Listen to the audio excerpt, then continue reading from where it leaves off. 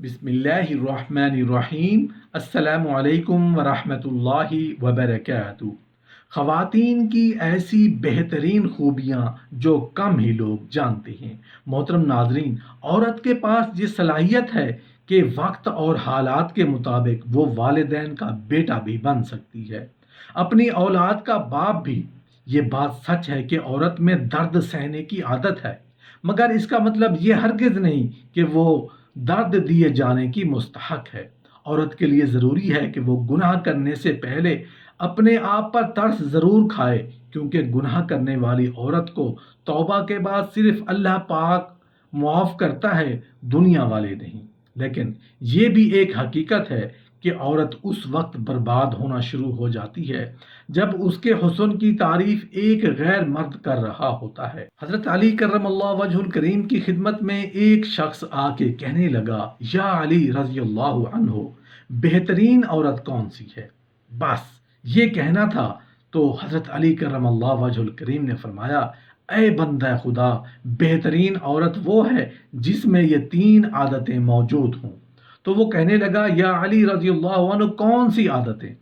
بات جب یہاں تک پہنچی تو حضرت علی کرم اللہ وجہ الکریم نے فرمایا، پہلی عادت کہ وہ اپنے مرد کے عیب زمانے کے نزدیک آشنا نہ کرے، کیونکہ اللہ نے عورت کو گھر کی باتوں کو چھپانے کے لیے پیدا کیا ہے، گھر کے سکون کے لیے خلق کیا ہے۔ جو عورت گھر کی باتوں دوسروں کو بتاتی ہے تو اللہ اس عورت کو پسند نہیں کرتا۔ دوسری عادت یہ کہ اس کی زبان پر جھوٹ نہ ہو۔ یاد رکھنا، جو عورت جھوٹ بولتی ہے اللہ ایسی عورت پر لعنت کرتا ہے۔ اور تیسری عادت کہ وہ اپنے مرد کے سامنے عورت بن کر جیے اور اپنے مرد کی غیر موجودگی میں ایک مرد بن کے جیے۔ اے بندہ خدا، جس عورت میں یہ تین عادتیں موجود ہوں تو اس سے بہتر اس زمین پر کوئی عورت نہیں۔ بعض خواتین برسنے والی بارش کی مانند ہوتی ہیں، جو کسی بھی علاقے یا شہر پر برستی ہیں تو اسے سرسبز و شاداب کر دیتی ہیں۔ یہ خواتین جہاں بھی جاتی ہیں وہاں خوشیاں اور فراخی لے کر آتی ہیں۔ اسماعی رضی رحمۃ اللہ علیہ فرماتے ہیں کہ بنو عنبر قبیلے سے تعلق رکھنے والے ہمارے ایک استاد نے بتایا، کہا جاتا ہے کہ عورتیں تین قسم کی ہوتی ہیں۔ پہلی قسم کی خواتین روادار، باوقار، نرم خو، اطاعت شعار، پاک دامن ہوتی ہیں اور گزر بسر میں اپنے گھر والوں کی اعانت کرتی ہیں، گھر اجاڑنے اور کھانے پینے میں نہیں لگی رہتی۔ دوسری وہ خواتین جو بچوں کے ایک برتن کی مانند ہیں، یعنی وہ بچے جننے اور انہیں سنبھالنے ہی میں مشغول رہتی ہیں۔ تیسری قسم کی خواتین وہ ہیں جو جوؤں والے طوق کی مانند ہوتی ہیں۔ اللہ تعالیٰ جس کی گردن میں چاہتا ہے اسے ڈال دیتا ہے اور جسے چاہتا ہے اسے کھول دیتا ہے۔ علقمہ بن عبدہ کہتے ہیں کہ اگر تم مجھ سے عورتوں کے اوصاف و خصائل کے بارے میں پوچھ لو تو سن لو، میں نہ صرف عورتوں کی بیماریوں کے بارے میں بصیرت رکھتا ہوں بلکہ ان کا علاج بھی جانتا ہوں۔ اگر آدمی کا سر سفید ہو جائے یا اس کا مال کم ہو جائے تو اس کے لیے ان کی محبت کا کوئی حصہ نہیں رہتا۔ وہ مال کی فراوانی چاہتی ہیں، چاہے کہیں سے بھی مل جائے۔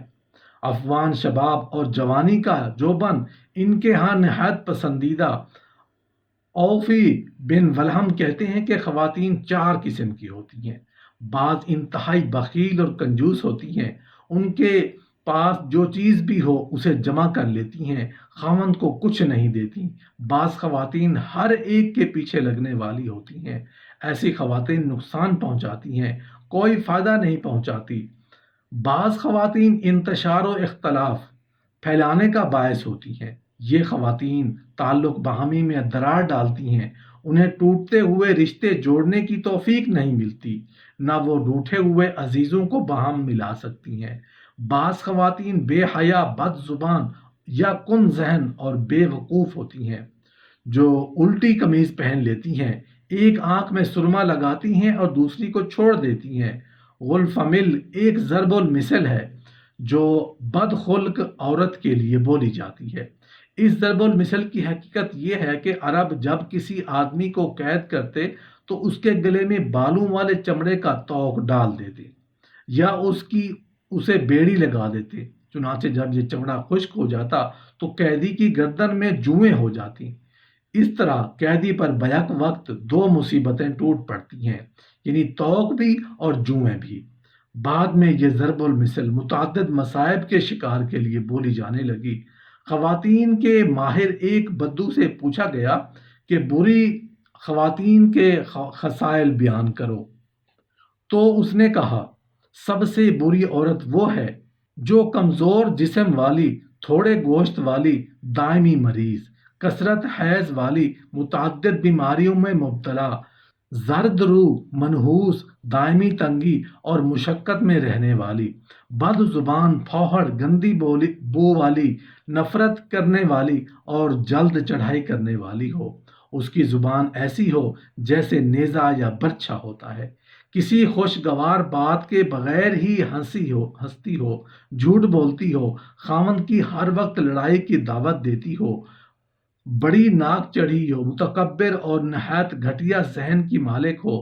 سلف میں سے کسی کا قول ہے کہ ہر ایسی خاتون سے بچو جو عادات و خصائل میں مردوں کے مشابہ ہو، احسان فراموش ہو، غیر معروف اور ناپسندیدہ ہو، جس کی ایڑی کے پر والا پٹھا سخت ہو، جس کی پنڈلی کی ہڈی واضح نظر آتی ہو، پھولی اور ابھری ہوئی رگوں والی، جس کی گفتگو دھمکیوں اور وعید پر مشتمل ہو، اس کی آواز میں خرتگی ہو اور نیکیوں کی دفن کرنے والی اور برائیوں کو پھیلانے والی ہو، جو اپنے خاوند کے خلاف اہل خانہ کی اعانت کرے اور اہل خانہ کے خلاف اپنے خاوند کی حمایت نہ کرے، جس کے دل میں اپنے خاوند کے لیے نرمی، محبت اور شفقت ہو، نہ اس پر خاوند کا رعب، دبدبا اور خوف ہو۔ اس کے پاس آتے تو وہ باہر نکل جائے، اور جب خاوند باہر نکلے تو وہ اندر داخل ہو جائے۔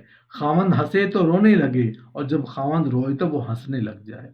جو سرخی مائل سیاہ ہو، احمق اور پھوہڑ ہو، بہت زیادہ چلانے والی اور خاوند اور بچوں کا بہت کم خیال اور نگہداشت کرنے والی ہو، بہت زیادہ کھاتی ہو اور مذمت میں بڑی زبان درازی کرتی ہو، بلند آواز، نہایت غسیلی، بد زبان، کم ظرف اور کمینی ہو، جس کی آگ کبھی ٹھنڈی نہ ہو، اس کے طوفانی گولے کبھی تھمتے ہی نہ ہوں، جو ناتواں، کمزور اور بخیل ہو، اپنے پردے کی خود بے حرمتی کرنے والی ہو، اپنا نقاب یا اوڑھنی وغیرہ پھاڑنے والی ہو، جس کے بچے کمزور اور نحیف ہوں، اس کا گھر گوبر آلود ہو، جس میں ہر سو گندگی پھیلی ہوئی ہو، جب وہ باتیں کرے تو انگلیاں نچا نچا کر اشارے کرے، بھری محفلوں میں اور مجمع میں روئے، بے حجاب ہو کر باہر نکلے، اپنے دروازے پر کتوں کی طرح بھونکے، ظالم ہونے کے باوجود روئے،